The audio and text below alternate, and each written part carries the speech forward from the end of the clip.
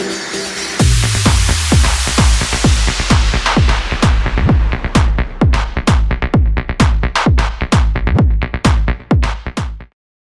માર્ગ સલામતી અભિયાન અંતર્ગત સુરતના બારડોલીના સ્વરાજ આશ્રમથી એસબીઆઈ સ્ટેન્ડ સુધી વિદ્યાર્થીઓ અને નગરજનોની ટ્રાફિક જાગૃતિ રેલી યોજાઈ હતી.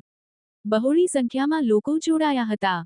સુરત જિલ્લા ગ્રામ્ય પોલીસે રાષ્ટ્રીય માર્ગ સલામતી 2025 અંતર્ગત બારડોલીમાં ટ્રાફિક જાગૃતિ અભિયાન રેલીનું આયોજન કર્યું હતું.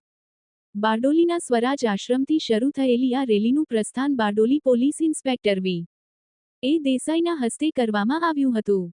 રેલીમાં બારડોલી અને મહુવા તાલુકાની વિવિધ શાળાઓના એનસીસી કેડેટ્સ, વિદ્યાર્થીઓ તેમજ નગરજનોએ મોટી સંખ્યામાં ભાગ લીધો હતો.